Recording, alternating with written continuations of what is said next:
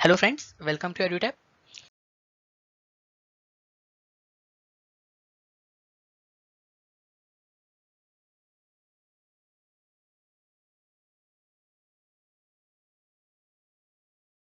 I hope आप लोगों की प्रिपरेशन अच्छे से चल रही है। जैसे कि आप जानते हो कि आपकी सीटीटी प्रिपरेशन में मदद करने के लिए EduTap आप लोगों के लिए एक कॉम्प्रिहेंसिव वीडियो कोर्स लेके आया है और इसी कोर्स के अंदर आज हम ईवीएस के एक बहुत ही इंपॉर्टेंट टॉपिक प्लांट्स के बारे में बात करेंगे।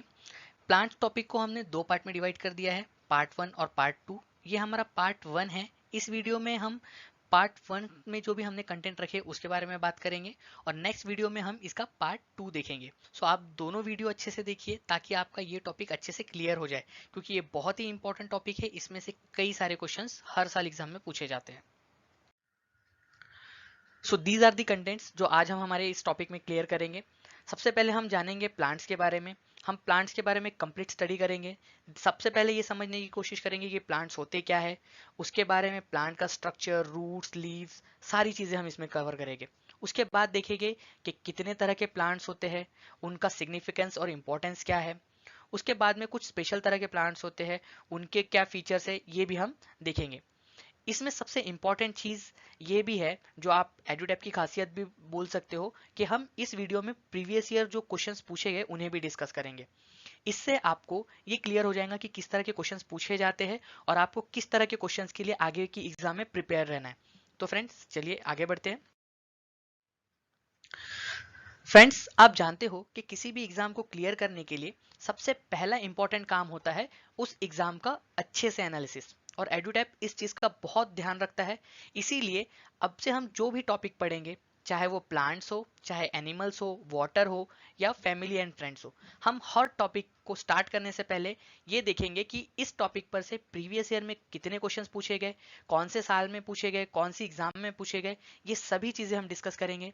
साथ ही साथ फ्रेंड्स, हम जब जब जो भी टॉपिक आएगा उससे रिलेटेड जो प्रीवियस ईयर में क्वेश्चन पूछा गया है उसे भी डिस्कस करेंगे, ताकि आपको ये चीज वही के वही क्लियर हो जाए कि आपको किस तरह के क्वेश्चंस पूछे जा सकते हैं, कौन से टॉपिक्स पर आपको फोकस करना है और कितना फोकस करना है। जैसे कि फ्रेंड्स, आप यहाँ पर मैं देख सकते हो कि आज का हमारा टॉपिक है प्लांट्स, और प्लांट्स में से बहुत सारे क्वेश्चंस पूछे गए। जैसे जून 2011 में जो एग्जाम हुई थी, यहाँ से 4 क्वेश्चन बने थे 4 मार्क के लिए। उसके बाद नवंबर 2012 में जो एग्जाम हुई, यहाँ से एक क्वेश्चन आया था। जून 2013 में एक क्वेश्चन, जुलाई 2013 में 2 क्वेश्चन। उस वैसे ही आप यहाँ पर मैं देख सकते हो फरवरी 2016 में एक क्वेश्चन और सितंबर 2016 में 2 क्वेश्चन। तो आप यहाँ से देख सकते हो फ्रेंड्स कि बहुत इंपॉर्टेंट टॉपिक है और हमें इसके ऊपर में बहुत ध्यान देना है और इस टॉपिक को बहुत डीप में पढ़ना है। तो चलिए स्टार्ट करते हैं। सो जैसे कि आप जानते हो आज का हमारा टॉपिक है प्लांट्स। तो सबसे पहले हम यही समझने की कोशिश करेंगे कि ये प्लांट्स होते क्या है। सो फ्रेंड्स, आप जानते हो कि प्लांट्स हमारे नेचर का बहुत ही इंपॉर्टेंट पार्ट है। ये हमें हर जगह मिलता है, चाहे लैंड हो, जैसे कि आप इन डायग्राम्स में देख भी सकते हो कि हमें जमीन पर तो मिलता ही है, साथ ही साथ प्लांट्स हमें वाटर में भी मिलते हैं। इन डायग्राम्स में आप देख सकते हो। तो इससे हम अंदाजा लगा सकते हैं कि प्लांट्स हमारे नेचर में कितना ज्यादा इंपॉर्टेंस रखता है और ये हमारे नेचर का एक अभिन्न अंग है। वैसे प्लांट्स आजकल बहुत सारी जगहों पे भी मिलने लगा है। चलिए जोक अपार्ट आगे बढ़ते हैं। तो चलिए फ्रेंड्स, अब हम हमारे एग्जाम पॉइंट ऑफ व्यू से प्लांट्स किस तरह से इंपॉर्टेंट है इसे समझने की कोशिश करते हैं। So plants are multi cellular living organisms. आप यहाँ देख सकते हो ये मल्टी सेलुलर है। मल्टी सेलुलर मतलब क्या होता है, जिसमें एक से ज्यादा सेल्स हो। तो प्लांट्स जो है वो बहुत सारे सेल्स से मिलकर बना है, जो आप आगे के चैप्टर्स में पढ़ोगे ही। So plants are the multi cellular living organisms and they belong to plantae kingdom. अलग अलग तरह के किंगडम्स होते हैं। फॉर एग्जाम्पल एनिमल्स, ह्यूमंस भी एनिमल के कैटेगरी में ही आते हैं। So including human being, animals जो है वो एनिमल किंगडम से बिलोंग करते हैं। वैसे ही जो प्लांट्स है ये प्लांटे किंगडम से बिलोंग करते हैं। कभी भी आपसे क्वेश्चन पूछा जा सकता है कि जो प्लांट्स है वो किस किंगडम से बिलोंग करते हैं, तो आपको पता होना चाहिए कि जो प्लांट्स है वो प्लांटे किंगडम से बिलोंग करते हैं। आपको यहाँ पर में ये चीज भी याद रखनी है कि प्लांट जो है वो मल्टी सेलुलर लिविंग ऑर्गेनिजम्स है। और अभी हमने देखा कि प्लांट्स हमें लैंड पर भी मिलते हैं और वाटर में भी मिलते हैं, ये हर जगह हमें मिलते हैं। उसके अलावा आप जानते हो कि प्लांट्स हमारे लिए क्यों इंपॉर्टेंट है। सबसे ज्यादा जरूरी, प्लांट्स जो है हमें वो फ्रूट प्रोवाइड करते हैं। चाहे फ्रूट्स हो, वेजिटेबल्स हो, सीरियल्स हो, पल्सेस हो, चाहे कुछ भी हो, ये हमें फूड देते हैं, हमें खाना देते हैं। इसी के साथ साथ हमें ये वुड भी देते हैं, हम पेपर भी इनसे एक्सट्रैक्ट करते हैं, और ये हमारे हमें हमें कभी कभी मेडिसिन भी देते हैं, कई बार हमारे लिए मेडिसिन का काम भी करते हैं, जैसे कि आप इस डायग्राम में देख भी सकते हो। सो देखा आपने कि प्लांट्स हमारे लिए कितने ज़्यादा इंपॉर्टेंट है। तो चलिए फ्रेंड्स आगे बढ़ते हैं। अगर हम प्लांट्स के पार्ट्स की बात करें तो हम इन्हें दो सिस्टम्स में बांट सकते हैं, एक है रूट सिस्टम और एक होता है शूट सिस्टम। वैसे हम इसके बारे में आगे में डीप में बात करेंगे ही, लेकिन मैं आपको ब्रीफ में बता देता हूँ कि रूट सिस्टम होता क्या है। जो भी इस ग्राउंड लेवल के नीचे में है, ये पूरा का पूरा रूट सिस्टम है, जैसे कि आप इस डायग्राम में देख भी पा रहे होगे। प्राइमरी रूट, सेकेंडरी रूट, और जो भी चीजें जमीन के नीचे है वो सारा का सारा रूट सिस्टम में आएगा, और जो ग्राउंड लेवल के ऊपर में है वो शूट सिस्टम में आएगा। सिंपल। तो चलिए इन्हें और अच्छे से समझने की कोशिश करते हैं। सबसे पहले रूट सिस्टम के बारे में बात करते हैं। जैसे कि अभी हमने बात की कि रूट सिस्टम जो जो ग्राउंड लेवल के नीचे होता है, जैसे कि आप इस डायग्राम में देख भी पा रहे हो कि ये पूरा का पूरा रूट सिस्टम है। अब सवाल ये उठता है कि रूट ग्रो किस तरह से करती है। कुछ तो चीज होगी जो इन रूट्स को बढ़ने में मदद करती होगी। सो वो है ग्रेविटी। आप जानते हो कि हम जमीन के ऊपर में खड़े रह रहे हैं या फिर हम जमीन से चिपके हुए हैं, वो क्यों है? क्योंकि ग्रेविटी की वजह से। ग्रेविटी हमें कॉन्स्टेंटली अपने तरफ में पुल कर रही है। तो वैसे ही इसी फोर्स के वजह से जो प्लांट्स की रूट है वो डीप डीप जाते जाती है। तो ये ग्रेविटी के फोर्स की तरफ में पुल हो रही है, इसी वजह से ये नीचे जाती है। अब ये रूट्स का काम क्या होता है? ये रूट्स सबसे पहले तो इस प्लांट को स्टेबिलिटी प्रोवाइड करती है। जैसे कि आप यहाँ पर में देखिए, ये प्लांट सीधा खड़ा है। ये क्यों खड़ा है सीधा? क्योंकि ये रूट का उसे सपोर्ट है। इस सपोर्ट के वजह से ही ये सीधा का सीधा खड़ा है। उसके अलावा रूट का एक इम्पॉर्टेंट काम ये भी है कि ये जमीन से, सॉइल से वाटर और मिनरल को एब्स्ट्रैक्ट करता है और ये एब्जॉर्ब करके प्लांट तक पहुंचाता है। तो रूट का क्या काम है? सबसे पहला कि इसे फिक्स रखना, स्टेबिलिटी प्रोवाइड करना, साथ ही साथ जो सॉइल है उससे वाटर और मिनरल को एब्जॉर्ब करना, ताकि जो प्लांट है अपना खाना अच्छे से बना सके। साथ ही साथ कभी कभी जब प्लांट एक्सेस फूड बना लेता है, ज्यादा फूड बना लेता है, तो ये उस एक्सेस फूड को स्टोर करने के भी काम में आता है। तो आपको ये चीजें ध्यान में रखनी है। मैं आपको फिर से बता देता हूँ, रूट सिस्टम ऐसा सिस्टम जो ग्राउंड लेवल के नीचे होता है। कभी भी आपसे एग्जाम में क्वेश्चन पूछा जा सकता है कि रूट सिस्टम इज, और आपको 4 ऑप्शन दे दिए जाएंगे। तो आपको पता होना चाहिए कि रूट सिस्टम ग्राउंड लेवल के नीचे में। उसके बाद आपसे ये पूछा जा सकता है कि जो रूट्स है वो किस कारण से बढ़ते हैं। तो आपको ये पता होना चाहिए कि ये ग्रेविटी की वजह से नीचे में ग्रो करते हैं। उसके अलावा आपसे ये पूछा जा सकता है कि रूट्स के काम क्या है, इसके फंक्शंस क्या है। तो ये प्लांट को स्टेबिलिटी प्रोवाइड करता है, और सबसे इंपॉर्टेंट, ये प्लांट के लिए वाटर और मिनरल को नीचे से एब्जॉर्ब करता है। ठीक है, जैसे कि आप यहाँ देख पा रहे होगे, ये रूट्स है, नीचे गई है, और ये रूट्स ही है जो वाटर को और सॉइल में से न्यूट्रिएंट्स को एब्जॉर्ब करते हैं और प्लांट तक पहुंचाते हैं। चलिए आगे बढ़ते हैं। प्लांट्स के रूट्स को हम दो तरीके से बांट सकते हैं, एक है टैप रूट और एक होती है फाइब्रस रूट। तो चलिए एक एक करके इन दोनों के बारे में अच्छे से पढ़ते हैं। सबसे पहला टाइप है टैप रूट। अब देखिए, टैप रूट जो है वो एक थिक रूट होती है, जैसे कि आप यहाँ पर में देख पा रहे होगे। एक थिक रूट है, एक बड़ी रूट है, एक मोटी सी रूट है। उसके बाद में इसके रूट्स के बहुत सारे नंबर ऑफ ब्रांचेस बन जाते हैं, जैसे कि आप यहाँ पर में देख पा रहे होंगे। एक थिक रूट है, एक मोटी सी रूट है, और उसके बहुत सारे छोटे छोटे से आप देख पा रहे होंगे ब्रांचेस है। ठीक है, यही हमारा टैप रूट कहलाता है, जिसमें एक बड़ा रूट होगा और उसके छोटे छोटे से पार्ट्स होंगे या फिर उसकी ब्रांचेस होगी। Tap root grows at the end of the stem. देखिए यहाँ पर में स्टेम खत्म हुई है, और स्टेम के एंड से यहाँ से टैप रूट जो है उसने बढ़ना स्टार्ट किया है। ठीक है, आपको टैप रूट में क्या याद रखना है कि टैप रूट में एक थिक रूट होती है, जैसे कि आप इस डायग्राम में देख पा रहे हो, और जो थिक रूट है, जो टैप रूट है, उसकी और भी बहुत सारी छोटी छोटी सी पतली पतली सी ब्रांचेस होती है। ये चीज आपको ध्यान में रखनी है। उसके बाद में इसके एग्जांपल्स क्या है? रेडिश, कैरोट, बीट, ठीक है, टर्निप, ये सारे के सारे टैप रूट के एग्जाम्पल है। मैं आपको बताता हूँ कि एक बार सीटीईटी पेपर 1 में आपको क्वेश्चन पूछा गया था कि रेडिश जो है वो किस तरह की रूट का एग्जाम्पल है। तो आपको पता होना चाहिए कि रेडिश जो है वो टैप रूट का एग्जाम्पल है। इस तरह के क्वेश्चंस आपसे एग्जाम में बहुत बार पूछे जाते हैं। तो चलिए एक बार हम इससे रिवाइज कर लेते हैं, फिर हम आगे बढ़ते हैं, ताकि आपको ये कंसेप्ट यहीं पर याद हो जाए। तो टैप रूट में क्या होता है? एक बड़ी, एक थिक रूट होती है, और उसके उस बड़ी रूट में छोटे छोटे से ब्रांचेज होते हैं। और जो टैप रूट है वो स्टेम के एंड से स्टार्ट होती है। जैसे कि देखिए यहाँ पर में जो स्टेम है, ये स्टेम है, ये खत्म हुई और उसके एंड से ये टैप रूट ने बढ़ना स्टार्ट किया है। उसके एग्जांपल्स भी याद रख लीजिए, रेडिश, कैरोट, बीटरूट और टर्निप, और ये भी बहुत सारे एग्जांपल्स हैं। देखिए रेडिश का आप यहाँ पर में एग्जांपल देख सकते हो, ये रेडिश है, ये एक रूट है, इसके ऊपर में यहाँ पर में देखिए ये स्टेम है, लीव्स है, ये सारी की सारी चीजें ऊपर में है। लेकिन जो रेडिश है ये खुद एक रूट है और हम एक रूट को खाते हैं। जब भी आप नेक्स्ट टाइम कैरेट या रेडिश खाए, ठीक है, ये कैरेट का एग्जांपल है, रेडिश का एग्जांपल आप यहाँ पर में देख सकते हो, ये रेडिश है। जब भी आप रेडिश या फिर कैरेट या फिर बीट रूट जब भी खाए तो आप इस चीज को ध्यान में रखिए कि आप एक रूट को खा रहे हैं। तो आपको ये चीज हमेशा के लिए याद हो जाएंगी कि जो कैरोट है या रेडिश है, ये सभी के सभी टैप रूट के एग्जांपल्स है। चलिए आगे बढ़ते हैं। हमारा नेक्स्ट टाइप है फाइब्रस रूट। अब देखिए फाइब्रस रूट के अंदर में कोई भी मेन रूट नहीं होती, जैसे कि आप इस डायग्राम में देख पा रहे होगे, इसमें कोई भी मेन रूट नहीं है। या फिर आप इस डायग्राम पे फोकस कीजिए, आपको ज्यादातर अच्छे से समझ में आएगा। यहाँ पर में देखिए कोई भी मेन रूट नहीं है, यहाँ पर में बहुत सारे छोटे छोटे से रूट्स ग्रो हो रहे हैं, दिख रहा है आपको, यहाँ पर में बहुत सारे रूट्स है, एक कोई भी थिक रूट नहीं है। और इस तरह की जो रूट्स होती है इसे हम फाइब्रस रूट कहते हैं, क्योंकि आपने देखा है कि फाइबर के अंदर में कितने सारे धागे होते हैं, है ना, इसीलिए इस रूट को हम फाइब्रस रूट कहते हैं।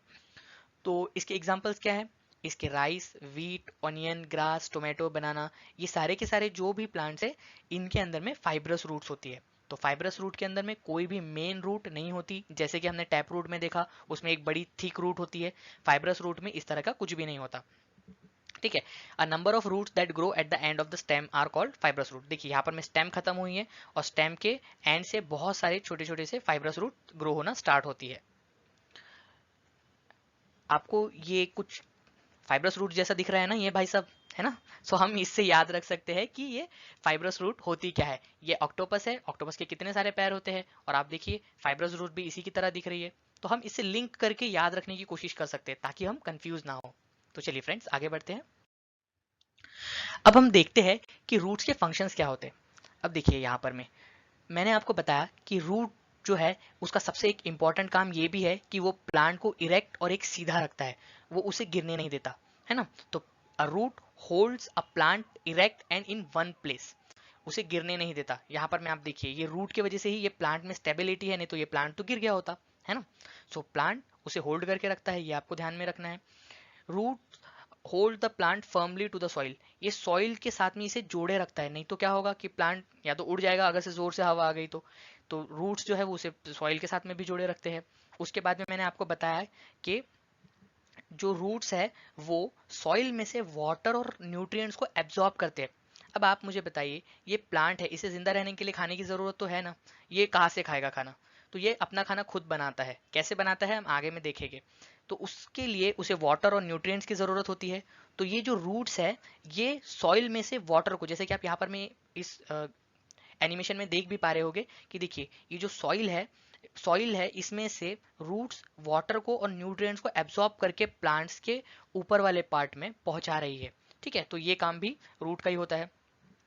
इसके अलावा मैंने आपको बताया कि कभी कभी क्या होता है कि प्लांट जो है वो एक्सेस फूड बना देता है, ज्यादा खाना बना लेता है, तो उसे कभी कभी यहाँ स्टोर करने के लिए भी इन रूट का इस्तेमाल किया जाता है। तो जब भी अगर से खाना ज़्यादा बन जाए प्लांट के लिए, तो प्लांट अपना खाने को कभी कभी रूट में भी स्टोर करके रखता है ताकि ज़रूरत पड़ने पर आगे में उसे यूज़ किया जा सके। उसके बाद में roots like carrot, turnip, radish, इन्हें हम खाने में भी इस्तेमाल करते हैं। तो जब भी आप नेक्स्ट टाइम कैरेट खाए या फिर आप रेडिश खाए या बीट रूट खाए, तो आपको ध्यान में रखना है कि आप क्या खा रहे हो, आप कोई फ्रूट नहीं खा रहे हो, आप क्या खा रहे हो, आप एक रूट खा रहे हो। कैरोट जो है वो एक रूट है, जैसे कि मैंने आपको पिछले स्लाइड में डायग्राम में दिखाया भी है। ये जो है, ये जो कैरेट है ये नीचे में रूट है और ये ऊपर में उसका प्लांट है, ठीक है। तो जब भी आप कैरेट, रेडिश या कुछ भी खाए, आप बीट रूट खाए, तो आप ध्यान में रखिए कि आप एक रूट को खा रहे हैं। इसी तरह से आप ज्यादा अच्छे से इन सारी चीजों को याद रख पाओगे। जैसे कि आप जानते हो फ्रेंड्स कि हर प्रजाति, हर स्पीशीज खुद को सुरक्षित रखने के लिए, खुद की प्रजाति को सुरक्षित रखने के लिए हर परिस्थिति के अनुसार खुद को ढाल लेती है। वैसे ही कुछ प्लांट्स ने भी विकट परिस्थितियों के अनुरूप खुद को जीवित रखने के लिए अपने रूट्स में कुछ मॉडिफिकेशन किए हैं। तो चलिए एक एक करके इन्हें भी समझने की कोशिश करते हैं कि रूट्स में हमें किस तरह के मॉडिफिकेशंस देखने मिलते हैं। अब आप यहाँ पर में इस डायग्राम में देखिए, हमारा सबसे पहला टाइप है प्रॉप रूट्स। इस डायग्राम में आप एक पेड़ देख पा रहे हो और इस पेड़ की जो ब्रांचेज है ये बहुत ज़्यादा स्प्रेड है, बहुत दूर दूर तक फैली हुई है। अब ये जो स्प्रेड ब्रांचेज है इन्हें सपोर्ट की ज़रूरत होती है। तो क्या होता है कि इन ब्रांचेज में से रूट्स निकल कर इस तरह से ये ज़मीन के अंदर में जाती है। तो आप यहाँ पर में देख रहे हो कि ये जो रूट्स है ये ब्रांचेस के अंदर में से निकली है और वर्टिकली, ठीक है, इस तरह से वर्टिकली ये जमीन के अंदर में गई है। तो ये क्या कर रही है, ये एक पिलर की तरह काम कर रही है, इस प्लांट को सपोर्ट दे रही है। तो इसे हम प्रॉप रूट कहते हैं। तो आपको ये चीज ध्यान में रखनी है कि एक प्लांट है, उसकी जो ब्रांचेज है वो बहुत ज़्यादा स्प्रेड है, उसको सपोर्ट देना है। तो ये जो रूट है इन्हें सपोर्ट इस तरह से देती है, उसके जो ब्रांचेज है उसमें से निकल कर ये इस तरह से ज़मीन के अंदर में जाती है। और इसका एग्जाम्पल क्या है, इसका बनियन ट्री एग्जाम्पल है। तो कभी भी आपसे पूछा जा सकता है कि प्रॉप रूट का एग्जाम्पल कौन सा है, आपको 3-4 ऑप्शन दे दिए जाएंगे, तो आपको याद रखना है कि बनियन ट्री जो है वो एक प्रॉप रूट का एग्जाम्पल है। एक दूसरा भी मॉडिफिकेशन है जिसे हम स्टिल्ट रूट्स कहते हैं। ये भी प्रॉप रूट की तरह ही है, लेकिन ये बहुत ज्यादा ऊपर से नहीं आती है रूट। ये रूट जो है वो उस बेस के पास से ही निकलती है। जैसे कि आप यहाँ पर इस डायग्राम में अच्छे से देख पा रहे होगे कि ये एक स्टेम है, इसको सपोर्ट देने के लिए जो रूट्स है ये इतने पास से ही निकली है, बेस से निकली है, बहुत ज्यादा ऊपर से नहीं निकली है। जैसे कि आपने प्रॉप रूट में देखा कि बहुत ऊपर से जो रूट्स है वो निकली है ब्रांचेज में से, लेकिन ये यहाँ पर में ऐसा नहीं है। ये इसके जो बेस है, जो इसका स्टेम है, इसके बेस में से ही इस तरह से निकलती है। ये यहाँ पर में इस तरह से भी आप यहाँ पर में देख नहीं पा रहे होगे, लेकिन इसके अंदर में, जब ये अंदर में है इसका स्टेम, तो इसके अंदर में भी यहाँ से इसको सपोर्ट देने के लिए स्टिल्ट रूट होती है। तो एक है मॉडिफिकेशन हमने देखा प्रॉप रूट और एक है स्टिल्ट रूट। अगर आपको नहीं समझे तो आप इस सेगमेंट को फिर से देख लीजिए, आपको अच्छे से समझ में आ जाएगा। आप डायग्राम को ध्यान में रखिए, आपको डायग्राम से ज्यादा अच्छे से समझ में आएंगी ये सारी चीजें। अब देखिए फ्रेंड्स, जब हम कोई टॉपिक पढ़ रहे हो तो हमें साथ ही साथ उस टॉपिक की प्रैक्टिस भी करते रहनी चाहिए। जैसे कि एडुटैप के हर वीडियो में आप देखोगे कि जब हम टॉपिक पढ़ लेंगे तो उसके बाद में हम कुछ कंसेप्ट चेक्स देखेंगे। वो कंसेप्ट चेक हमने अभी जो रिसेंटली पढ़ा है, अभी जो हमने लेटेस्ट पढ़ा है उसके ऊपर में बेस्ड होगा, ताकि वो टॉपिक हमारा रिवाइज भी हो जाए और साथ ही साथ हम चेक भी कर ले कि हमें कितना समझा है और क्या हमें फिर से पढ़ने की ज़रूरत है। तो ये सारी चीज़ें आप इसमें चेक करोगे। तो ऐसा इस वीडियो में, और हम जितने भी वीडियो आपके लिए लेके आएंगे, जितने भी टॉपिक हम पढ़ेंगे उन सभी वीडियो में हम इसी तरह से पढ़ेंगे। हम कंसेप्ट पढ़ेंगे, उसके बाद में उनके कंसेप्ट चेक्स देखेंगे, अगर हमें नहीं समझता है तो हम फिर से उन वीडियो को या फिर उस सेगमेंट को फिर से देखेंगे। जैसे कि ये देखिए क्वेश्चन क्वेश्चन है, which one of the following is not a function of roots for the plant. अभी हमने रूट्स के फंक्शंस देखे और ये क्वेश्चन सीटीईटी फरवरी 2016 में पूछा गया था। आप समझ सकते हो कि हमने जो पढ़ा है अभी वो कितना ज़्यादा इंपॉर्टेंट है एग्जाम के पॉइंट ऑफ व्यू से। सो आपके ऑप्शंस है to store food, to provide humus, to give support to the plant, to absorb water and minerals. इसमें से जो 3 है वो रूट के फंक्शन है, इसमें से एक जो है वो रूट का फंक्शन नहीं है। तो आप यहाँ पर मैं ऑप्शन पढ़िए और फिर मुझे बताइए कि इसमें से कौन सा वाला रूट का फंक्शन नहीं है। और अभी हमने बहुत डीप में रूट के फंक्शन पढ़े हैं। ओके, सो आई होप आप लोगों को अंदाजा लग गया होगा कि इस क्वेश्चन का आंसर क्या होना चाहिए। इसका आंसर है ऑप्शन नंबर 2। अभी हमने थोड़ी देर पहले देखा कि कभी कभी जब प्लांट एक्सेस फूड बना लेता है तो वो रूट के अंदर में स्टोर करके रखता है, तो ये तो फंक्शन है। उसके बाद में हमने देखा to give support to the plant, plant को सपोर्ट भी देता है, नहीं तो प्लांट गिर जाएगा, तो रूट सपोर्ट देता है, ये भी रूट का फंक्शन है। To absorb water and minerals, ये तो बहुत ज्यादा इंपॉर्टेंट फंक्शन है रूट का, तो ये भी फंक्शन है। टू प्रोवाइड ह्यूमस, हमने कभी नहीं देखा कि रूट जो है वो प्लांट को ह्यूमस प्रोवाइड कर रहे हो, वो अलग मैटर है जो हम आगे में देखेंगे। तो यहाँ पर में जो ऑप्शन नंबर 2 है वो रूट का फंक्शन नहीं है, इसीलिए इस क्वेश्चन का आंसर होना चाहिए ऑप्शन नंबर 2। आई होप आपको ये अच्छे से समझा है। हम इस वीडियो में और आगे के सभी वीडियोस में इसी तरह से पढ़ेंगे और इससे ज्यादा और ज्यादा इंप्रूव करने की कोशिश करेंगे। तो चलिए फ्रेंड्स आगे बढ़ते हैं। सो फ्रेंड्स, हमने देखा था कि प्लांट्स के पार्ट्स को हम 2 सिस्टम में बांट सकते हैं, एक है शूट सिस्टम और एक है रूट सिस्टम। तो रूट सिस्टम अभी तक हमने देख लिया कि जो भी पार्ट प्लांट का ग्राउंड लेवल के नीचे होता है उसे हम रूट सिस्टम कहते हैं। तो चलिए अब देखते हैं कि ये शूट सिस्टम क्या होता है और इसके कौन कौन से पार्ट्स है। सबसे पहले तो आप ये चीज़ अच्छे से समझ गए होंगे कि शूट सिस्टम जो है वो प्लांट का ऐसा पार्ट है जो ग्राउंड लेवल के ऊपर होता है, ठीक है, जो सॉइल के ऊपर है उसे हम शूट सिस्टम या शूट कहते हैं। अब देखिए इसके पार्ट कौन कौन से हैं। सबसे पहले तो स्टेम है ना, ये जो बड़ा सा है ये स्टेम है। इसके बाद में लीव्स, फ्रूट्स, फ्लावर्स, ये सभी के सभी शूट सिस्टम के पार्ट है। ओके, तो एक एक करके हम इन सभी के बारे में जानेंगे और अच्छे से समझने की कोशिश करेंगे। अब आगे की चीजें आपको और अच्छे से समझ में आ जाए, इसके लिए मैं आपको एक छोटा सा कंसेप्ट यहाँ पर मैं बता देता हूँ। देखिए, आपको पता है कि लीफ क्या होती है ना? सभी को पता है कि जो पत्तियां है इसे हम लीव्स कहते हैं। जब ये स्टेम से जुड़ी होती है, जहां से पत्ती और ये स्टेम जुड़ते हैं, उसे हम नोड्स कहते हैं। बस आपको ये चीज ध्यान में रखना है, तो आपको और अच्छे से बाकी की जो आगे की चीजें वो अच्छे से समझ में आ जाएंगी। तो आपको क्या ध्यान में रखना है, नोड्स क्या होता है, जहां पर में ये स्टेम और लीफ जॉइंट होती है, जहां पर में ये दोनों सिस्टम अटैच होते हैं, उसे हम नोड्स कहते हैं। ये चीज आपको ध्यान में रखनी है। तो चलिए फ्रेंड्स, आगे बढ़ते हैं। तो चलिए सबसे पहला पार्ट देखते हैं। सबसे पहला पार्ट है स्टेम। जैसे कि आप यहाँ डायग्राम में देख भी पा रहे होंगे, ये प्लांट का अपर पार्ट होता है, अपर बॉडी पार्ट है, और यही पार्ट है जो प्लांट को अपराइट रखता है, स्ट्रेट रखता है, जैसे कि आप इस डायग्राम में अच्छे से देख भी पा रहे होंगे। और जो बाकी की चीजें हैं, जैसे कि ब्रांचेस, लीफ, फ्लावर, फ्रूट, ये सभी के सभी चीजें इस स्टेम से कनेक्टेड होते हैं। बहुत सारे प्लांट्स है, जैसे कि नीम, मैंगो का जो भी प्लांट्स है, ये इनके बहुत ही स्ट्रॉन्ग और थिक वुडी स्टेम होती है। इनकी इनकी स्टेम जो है वो मोटी होती है। इस तरह की कुछ स्टेम होती है, जैसे आपने देखा भी होगा। नीम का पेड़ आप इमेजिन कीजिए और उसकी स्टेम को देख इमेजिन करने की कोशिश कीजिए। आप अच्छे से समझ जाओगे कि इन प्लांट्स की स्टेम्स कितनी मोटी होती है। ठीक है। उसके अलावा कुछ प्लांट्स ऐसे भी होते हैं जिनकी स्टेम मोटी तो दिखती है लेकिन वीक होती है, जैसे कि बनाना का ट्री की जो स्टेम होती है वो वीक होती है, कभी भी टूट सकती है। उसके अलावा कुछ स्टेम्स ऐसी भी होती है जिन्हें हम खाते हैं। फॉर एग्जाम्पल पोटैटो, पोटैटो जो है वो एक स्टेम है। जिंजर, ये सभी जो है इन्हें हम खाते भी है, तो स्टेम को खाया भी जा सकता है। ये भी चीज आपको ध्यान में रखनी है। उसके अलावा स्टेम का एक काम है, ये पत्तियों तक या फ्लावर तक या फ्रूट्स तक जो भी न्यूट्रिएंट्स और वाटर पहुंचाना है, ये स्टेम ही है जो रूट से जब ये न्यूट्रिएंट और वाटर इसे मिलता है, तो इसे ऊपर तक पहुंचाने का काम करती है, बाकी के पार्ट तक पहुंचाने का काम करती है। तो हमने क्या देखा अब तक कि स्टेम जो है वो प्लांट का अपर पार्ट है। बाकी के जो भी पार्ट्स है, जैसे कि लीव्स, फ्लावर, फ्रूट, ये सभी के सभी इसी स्टेम से कनेक्टेड होते हैं। इस स्टेम का काम क्या है, वाटर और न्यूट्रिएंट्स को ऊपर तक पहुंचाना। कुछ प्लांट्स होते हैं जिनकी स्टेम थिक होती है, मोटी होती है, और कुछ प्लांट्स ऐसे भी होते हैं जिनकी वीक स्टेम होती है। उसके अलावा हमने देखा कि कुछ जो स्टेम्स है जिन्हें खाया भी जा सकता है, जैसे कि पोटैटो और जिंजर। तो ये चीजें आपको ध्यान में रखनी है, कभी भी इसके ऊपर में क्वेश्चंस आपसे पूछे जा सकते हैं। नेक्स्ट हमें देखना है कि स्टेम्स के कौन कौन से टाइप्स होते हैं। अब देखिए, स्टेम्स को हम दो पार्ट में बांट सकते हैं। एक होता है इरेक्ट स्टेम, जो कि आप इस डायग्राम में देख भी पा रहे होंगे, मजबूत होता है और इरेक्ट होता है, मतलब स्ट्रेट होता है और बहुत ऊपर तक होता है। इस तरह की जो स्टेम्स होती है हम इन्हें इरेक्ट स्टेम कहते हैं। For example bamboo, banyan tree, ये सारे के सारे इरेक्ट स्टेम के एग्जाम्पल्स हैं।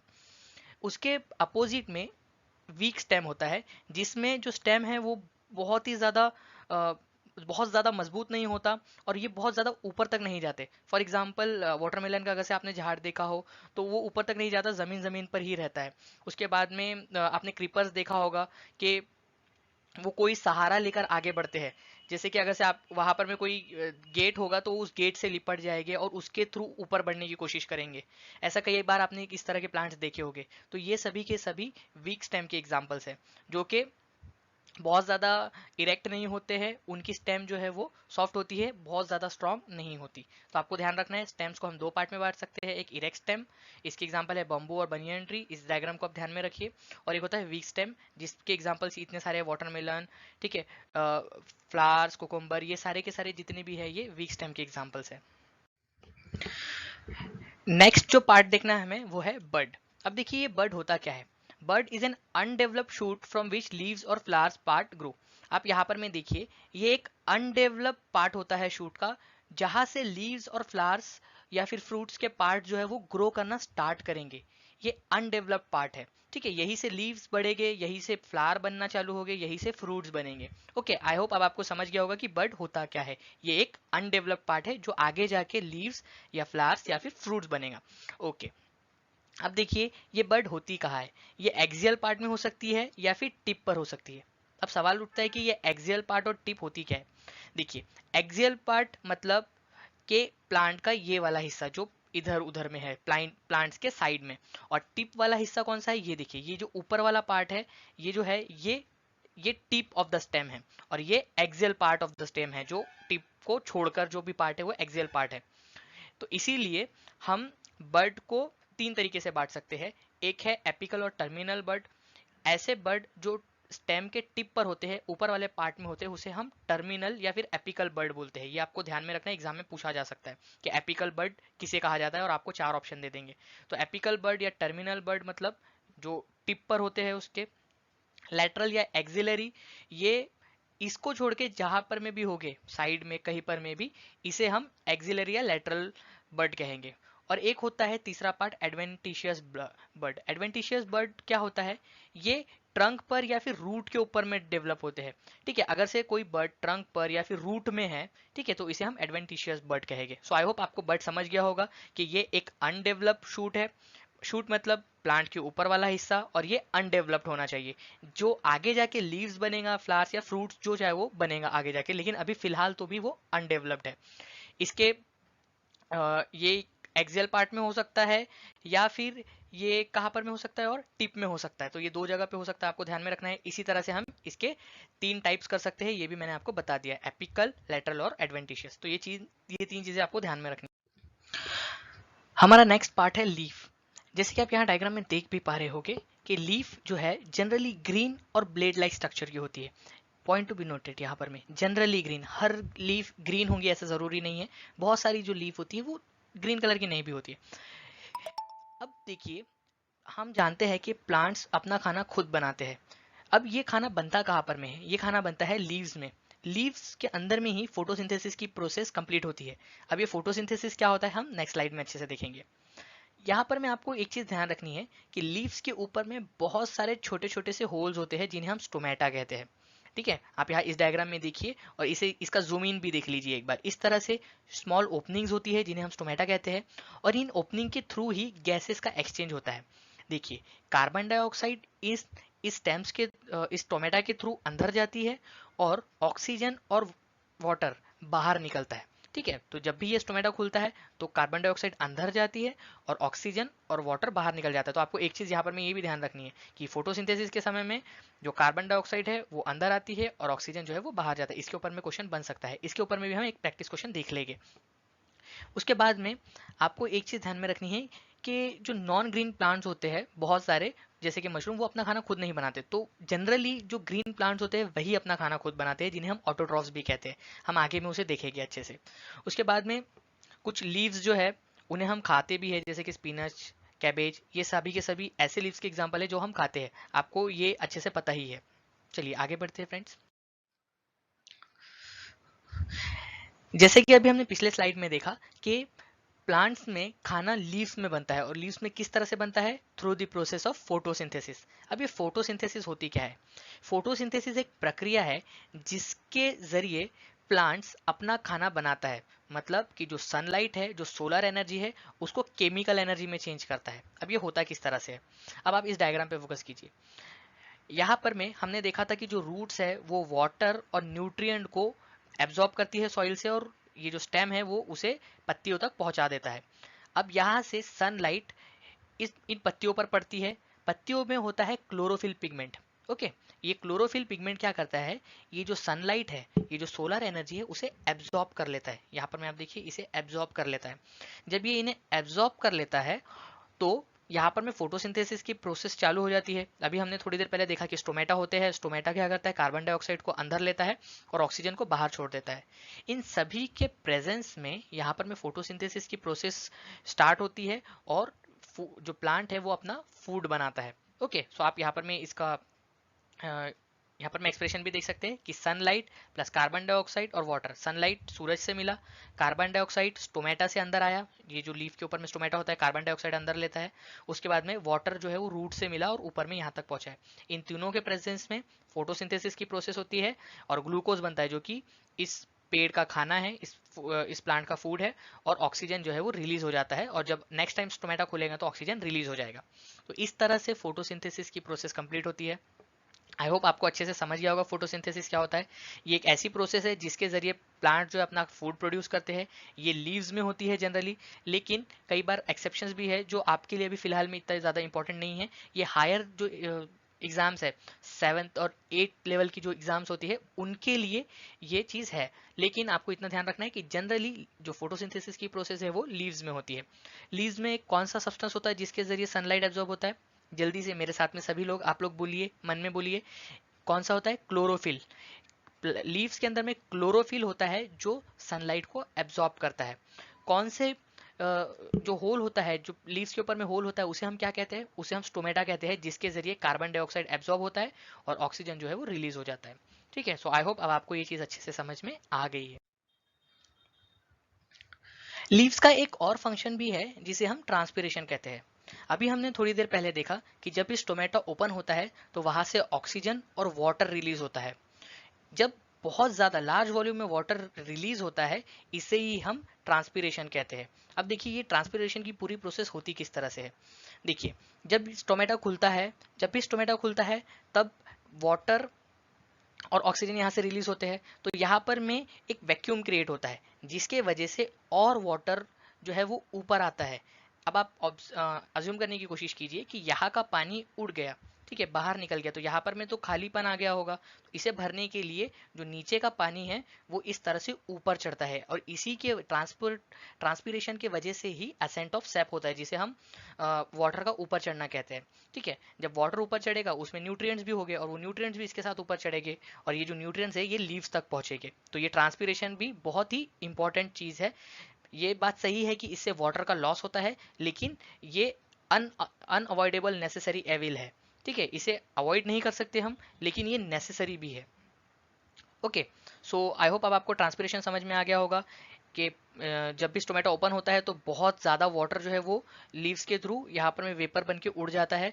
ठीक है, और इसी के वजह से जो पानी है वो ऊपर की तरफ आता है। इस पूरी होल प्रोसेस को हम ट्रांसपीरेशन कहते हैं। ओके, अब देखिए फ्रेंड्स, अभी हमने जो पढ़ा उसी के ऊपर में बेस्ड एक क्वेश्चन सीटीईटी जून 2011 में आपसे पूछा गया था। बहुत ही इजी क्वेश्चन है। Question says which part of the plant evaporates water. और अभी हमने पढ़ा कि किस पार्ट से वाटर इवेपोरेट होता है। आप मुझे बताइए, जल्दी से मन में इसका आंसर दीजिए। अगर आपको नहीं भी याद है तो भी एक बार गेस करने की कोशिश कीजिए। देखिए, अभी हमने देखा कि लीव्स के ऊपर में छोटे छोटे से होल्स होते हैं जिन्हें हम स्टोमेटा कहते हैं। जब भी ये स्टोमेटा ओपन होता है तो ये वाटर और ऑक्सीजन को रिलीज करता है। ठीक है, तो वाटर कहाँ से इवेपोरेट होता है? वाटर इवेपोरेट होता है थ्रू स्टोमेटा। ओके, सो ये चीज आपको ध्यान में रखनी है। ये क्वेश्चन बहुत इंपॉर्टेंट है और कभी भी रिपीट हो सकता है। ओके, तो मैं आप लोगों को एक बार फिर से रिवाइज करा देता हूँ। प्लांट्स की लीव्स के ऊपर में छोटे छोटे से छेद होते हैं, छोटे छोटे से होल होते हैं, जिसे हम स्टोमेटा कहते हैं। जब ये स्टोमेटा खुलता है तो इसमें कार्बन डाइऑक्साइड अंदर आता है और ऑक्सीजन और वाटर बाहर निकलता है। ये चीज भी बहुत ज्यादा इंपॉर्टेंट है, कभी भी एग्जाम में पूछा जा सकता है कि कार्बन डाइऑक्साइड अंदर आता है या ऑक्सीजन अंदर आता है। तो आपको ध्यान में रखना है कि कार्बन डाइऑक्साइड अंदर आता है और ऑक्सीजन और वाटर बाहर जाते हैं। ओके, सो चलिए फ्रेंड्स आगे बढ़ते हैं। अब देखिए, लीव्स के कुछ फंक्शंस भी है, वो भी हमें देखने हैं। जैसे कि लीव्स जो है वो वेजिटेटिव प्रोपेगेशन में काम में आते हैं। अब ये प्रोपेगेशन होता क्या है? ठीक है, leaves of few plants produce birds by means of which they give rise to new plants. ठीक है, बाय वेजिटेटिव प्रोपेगेशन, मतलब कि लीव्स के वजह से अगर से एक नया प्लांट बन रहा है, ठीक है, तो इसे हम वेजिटेटिव प्रोपेगेशन थ्रू लीव्स बोलेंगे। अब देखिए होता क्या है, आपने जनरली क्या देखा होगा कि सीड लगा दिया आपने तो एक नया प्लांट बन गया, है ना? ये देखा होगा आपने। या फिर आपने देखा होगा कि आपको एक स्टेम मिल गई, आपने एक स्टेम को अलग जगह पे सॉइल में गाड़ दिया तो एक नया प्लांट बन गया। लेकिन कई बार लीव्स के वजह से, मतलब पत्तियों के वजह से भी एक नया प्लांट बन जाता है। ठीक है, तो इसे हम वेजिटेटिव प्रोपेगेशन थ्रू लीव्स कहते हैं। ठीक है, इसके भी कई सारे एग्जांपल है। ठीक है, ब्रायोफाइलम और कलांचक्यू, ये एक एग्जांपल, ये कुछ एग्जांपल्स है वेजिटेटिव प्रोपेगेशन के। तो ये आपको ध्यान में रखना है कि ये भी एक लीव्स का फंक्शन है, कभी भी एग्जाम में पूछा जा सकता है। जैसे कि यहाँ पर में देखिए, lead of pitcher plant is modified leaf. ये एक बार क्वेश्चन एग्जाम में पूछा गया था कि जो मतलब जो पिचर प्लांट है वो किसका मॉडिफिकेशन है, लीफ का है, रूट का है, या किस चीज का है? तो आपको ध्यान में रखना है कि जो पिचर प्लांट है वो लीफ का मॉडिफिकेशन है। ओके, सो ये चीज आपको ध्यान में रखनी है। चलिए आगे बढ़ते हैं। सो नेक्स्ट हमें देखना है फ्रेंड्स फ्लावर्स एंड फ्रूट। अब देखिए, आपको पता है कि जो फ्लावर होते हैं वो प्लांट का सबसे अट्रैक्टिव पार्ट होते हैं, है ना? हम किसी भी प्लांट को बोलते हैं कि ये प्लांट बहुत अच्छा है अगर हमें उसके फ्लावर्स बहुत ज़्यादा पसंद आ जाए। अब क्या आपने कभी ये सोचा है कि प्लांट में फ्लावर्स का काम क्या होता है, फ्लावर्स होते क्यों है? तो चलिए इसके बारे में बात करते हैं। उसके पहले आपको एक चीज समझनी पड़ेगी, वो है पॉलिनेशन। पॉलिनेशन होता क्या है? अब देखिए, पॉलिनेशन मतलब एक जगह से पोलन्स का दूसरे जगह में ट्रांसफर। अब आप जानते हो कि किसी भी स्पीसीज को सस्टेन करने के लिए रिप्रोडक्शन जरूरी है, मतलब अपने आगे वाली जनरेशन को उन्हें रिप्रोड्यूस करना पड़ता है। तो इसके लिए पॉलिनेशन होना बहुत ज़्यादा ज़रूरी है। और पॉलिनेशन मतलब एक जगह से जो पोलन्स है वो दूसरे जगह जाते हैं, उनका रिप्रोडक्शन होता है और नया प्लांट बनता है या नए सीड्स बनते हैं या नए फ्रूट्स बनते हैं। ये सारी चीज़ें होती है। अब फ्लावर का काम क्या होता है? अब देखिए, ये पोलन्स जो है वो एक जगह से उसे दूसरे जगह पे जाना है, तो ये अपने आप तो चल के जाएंगे नहीं। तो प्लांट फ्लावर को इस तरह से बनाता है कि जो इंसेक्ट्स है या बीज है वो उसके तरफ में अट्रैक्ट हो, और जो पोलन है वो उनके पैरों में या उनके बॉडी को चिपक जाए। और जब ये बीज, देखिए यहाँ पर मैं आप इस डायग्राम में देख सकते हो कि ये पोलन जो है इसके पैरों पे चिपक जाता है, और ये जब दूसरे प्लांट पे जाता है तो वो पोलन जो है एक जगह से दूसरे जगह पे ट्रांसफर हो जाते हैं। इसे ही हम पॉलिनेशन कहते हैं। सो फ्लावर का काम क्या होता है? ये इंसेक्ट्स और जो बीज है इन्हें अट्रैक्ट करना अपने तरफ में, ताकि पॉलिनेशन की प्रक्रिया को पूरा किया जा सके। ठीक है। अब फ्लावर के एग्जांपल्स कौन कौन से हैं? लोटस, रोज, मैरीगोल्ड, जैस्मिन, बहुत अलग अलग तरह के फ्लावर्स होते हैं। ठीक है। कुछ फ्लावर्स जो है जिन्हें हम खाते भी है, जैसे ब्रोकोली, कॉलीफ्लावर, ये फ्लावर्स है जिन्हें हम खा भी सकते हैं। जैसे हमने लीफ को देखा था, हमने देखा था रूट्स, कौन सी रूट्स को हम खा सकते हैं, वैसे ही बहुत सारे फ्लावर्स भी है जिन्हें हम खाते हैं। ठीक है, ये एग्जाम्पल्स आपको याद में रखने हैं। ठीक है। अब देखिए कि जो सीड्स होते हैं वो फ्रूट के अंदर होते हैं। अब यहाँ पर में क्या हो रहा है कि जब ये पॉलिनेशन की प्रक्रिया पूरी हुई, ठीक है, ये देखिए ये जो फ्लावर है, इसकी जब पॉलिनेशन की प्रक्रिया पूरी हो जाएगी तो ये फ्रूट में कन्वर्ट हो जाएगा। ओके, जब ये फ्रूट में कन्वर्ट हो जाएगा तो इसके अंदर में जो सीड्स होते हैं वही सीड्स एक नए प्लांट को जन्म देते हैं। ठीक है। अब देखिए मैं आपको फिर से बताता हूँ कि यहाँ पर में प्रक्रिया हुई क्या है। ओके, देखिए सबसे पहले प्लांट बना, उसके अंदर में फ्लावर आया। ठीक है। अब ये फ्लावर का पॉलिनेशन हुआ, मतलब कि एक जगह का पोलन दूसरे फ्लावर के पास में गया, वहां पर मेरी प्रोडक्शन हुआ, और जो फ्लावर था वो फ्रूट में कन्वर्ट हो गया। ये फ्लावर ही है जो फ्रूट में कन्वर्ट हो जाता है बाद में। तो ये फ्रूट में कन्वर्ट हो गया। जब ये फ्रूट में कन्वर्ट हो गया तो इसके अंदर होते हैं सीड्स, बीज। और आप जानते हो कि इन बीजों के वजह से ही, इन सीड्स के वजह से ही एक नया प्लांट बनता है। यहाँ पर में एक सीड है, ठीक है, एक सीड है, और इस सीड की वजह से ही एक नया प्लांट ने जन्म लिया है। ओके, सो आई होप अब आपको ये चीज़ अच्छे से समझ में आ गई होगी। तो अलग अलग तरह के फ्रूट्स होते हैं, जैसे कि वन सीड फ्रूट जिसके अंदर में एक ही सीड होता है, जैसे मैंगो और चेरी, इसके अंदर में एक ही सीड होता है ना। जब हम आम खाते हैं तो उसमें एक ही सीड होता है। फिर उसके बाद में कुछ ऐसे भी फ्रूट होते हैं जिनमें एक से ज़्यादा सीड्स होते हैं। एप्पल, ऑरेंजेस, इसमें कुछ, बहुत ज़्यादा नहीं लेकिन कुछ सीड्स होते हैं। फिर कुछ ऐसे भी फ्रूट्स होते हैं जिसमें बहुत सारे सीड्स होते हैं। पपाया, वाटरमेलन, आपने वाटरमेलन कई बार खाया होगा, तो बहुत सारे उसमें बीज होते हैं, सीड्स होते हैं। और कुछ ऐसे भी फ्रूट्स होते हैं जिनके अंदर में बीज नहीं होते। फॉर एग्जाम्पल बनाना, बनाना में कोई भी सीड नहीं होता। तो ये चीज़ आपको ध्यान में रखनी है। अब हमें देखना है कि ये जो रिप्रोडक्शन हुआ ये किस तरह से हुआ, और इसके अंदर में मेल पार्ट कौन सा है और फीमेल पार्ट कौन सा है, ये एग्जाम में हमसे पूछा जा सकता है। अब देखिए, दो तरह का रिप्रोडक्शन हो सकता है। एक हो सकता है सेक्सुअल रिप्रोडक्शन, और एक हो सकता है असेक्सुअल रिप्रोडक्शन। अब जब हम बात फ्लावर की कर रहे हैं तो यहाँ पर में सेक्सुअल रिप्रोडक्शन ही होगा। तो चलिए इसी पे फोकस करते हैं हम यहाँ पर में। सो फ्लावर के मेन पार्ट कौन कौन से हैं? Sepals, petals, stamens and carpels. ठीक है, यहाँ पर में आप ये देख भी सकते हो, ये पोलन्स है, ये पेटल्स है, ये स्टेमन है, ये पिस्टल है। ओके, तो स्टेमन जो है वो मेल पोर्शन है। देखिए, ये जो आपको ये स्टेमन दिख रहा है ना, इसे हम मेल पार्ट कहेंगे, इस फ्लावर का मेल पार्ट। और जो ये कार्पेल है, ठीक है, या कार्पेल या फिर जिसे हम पिस्टल भी कहते हैं, उसे हम फीमेल पोर्शन कहेंगे। ओके, सो स्टेमन जो है वो मेल पार्ट है, और जो पिस्टिल है ये फीमेल पार्ट है।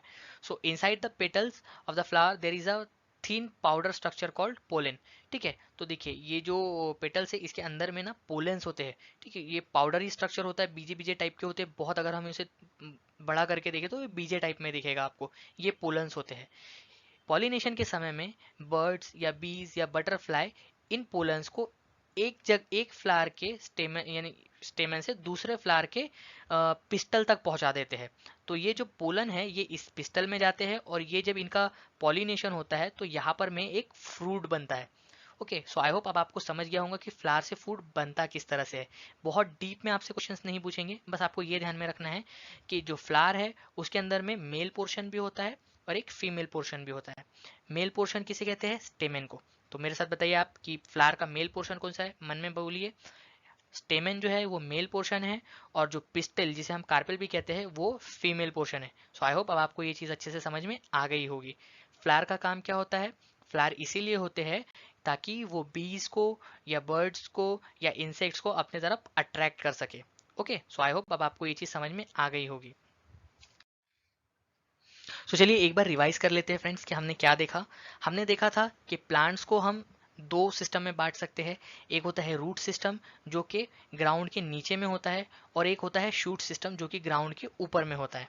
ठीक है, हमने शूट सिस्टम के बारे में देखा कि शूट के कौन कौन से टाइप, कौन कौन से पार्ट्स होते हैं, और उन सभी पार्ट्स के बारे में हमने डीप में जाना। हमने रूट सिस्टम में भी देखा कि रूट किस तरह की होती है और रूट्स का काम क्या होता है। ये सारी चीज़ें हमने इसमें देखी। अगर आपको फिर भी डाउट है तो आप इस वीडियो को बार बार देख सकते हो, और अगर आपको फिर भी कोई डाउट हो तो आप कमेंट सेक्शन में मुझसे पूछ भी सकते हो। तो चलिए फ्रेंड्स, अभी हमने जो पढ़ा उनके ऊपर में बेस्ड कुछ कंसेप्ट चेक्स देख लेते हैं। जैसे कि पेटल्स के अंदर में in the middle of flower we find a thin powder structure, उसे हम क्या कहते हैं आप बताइए। अभी हमने थोड़ी देर पहले पढ़ा कि जो पेटल्स के अंदर में पाउडरी स्ट्रक्चर होता है उसे हम क्या कहते हैं? उसे हम कहते हैं पोलन। अभी हमने देखा कि पोलन जो है वो पॉलिनेशन के लिए बहुत ज़्यादा ज़रूरी है। पॉलिनेशन में होता क्या है, एक जगह का पोलन दूसरे जगह पे ट्रांसफर होता है। ठीक है, सो पोलन जो है वो पाउडरी स्ट्रक्चर होता है और पेटल्स के मिडल में होता है। सो आई होप अब आपको ये चीज़ समझ में आ गई होगी, और ये क्वेश्चन CTET जुलाई 2013 में आपसे पूछा भी गया था, तो हो सकता है कि कभी भी ये क्वेश्चन रिपीट हो जाए। नेक्स्ट क्वेश्चन देख लेते हैं। Which fruit among the following has only one seed? Fig, mango, banana, Apple. आप मुझे बताइए, सोच के बताइए कि कौन सा वाला फ्रूट है जिसके अंदर में एक ही सीड होता है। और देखिए ये इतना इजी क्वेश्चन जून 2011 में आपसे पूछा भी गया था।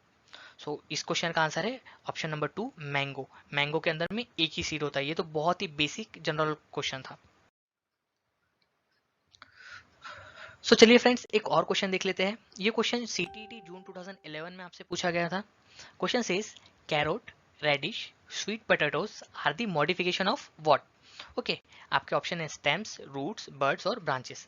हमने अभी हमारे लेक्चर की शुरुआत में पढ़ा था कि कैरोट, रेडिश और स्वीट ये किसके एग्जांपल्स है, और आप इस डायग्राम को देख के समझ भी पा रहे होगे कि ये जो है ये रूट के मॉडिफिकेशन है। हमने देखा था कि जो टर्निप है, रेडिश है, ओके, उसके बाद में जो कैरोट है, बीट रूट्स है, ये सभी के सभी रूट्स है। ओके, हम ये रूट को खाते हैं। ओके, और ये टैप रूट के एग्जांपल्स है। सो आई होप अब आपको ये क्वेश्चन भी अच्छे से क्लियर हो गया होगा। इस क्वेश्चन का आंसर है ऑप्शन नंबर 2, और ये क्वेश्चन आपसे CTET जून 2011 में पूछा गया था। तो इस तरह के क्वेश्चंस को आपको प्रिपेयर करना है। कोर्स में आपको ऐसे बहुत सारे क्वेश्चंस प्रोवाइड किए जाएंगे जो आपको क्वेश्चन पूछे जा सकते हैं, कौन से क्वेश्चंस और ज़्यादा पूछे गए हैं आपके एग्जाम में, और किन क्वेश्चंस के प्रोबेबिलिटी ज़्यादा है।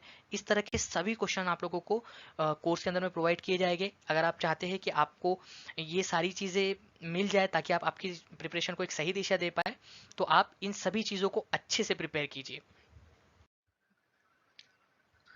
सो फ्रेंड्स इस तरह से हमने प्लांट्स का पार्ट 1 कंप्लीट कर लिया है। आगे के जितने भी बचे हुए टॉपिक है उन्हें हम प्लांट्स पार्ट 2 में अच्छे से क्लियर करेंगे। सो आप उस वीडियो को भी अच्छे से देख लीजिए।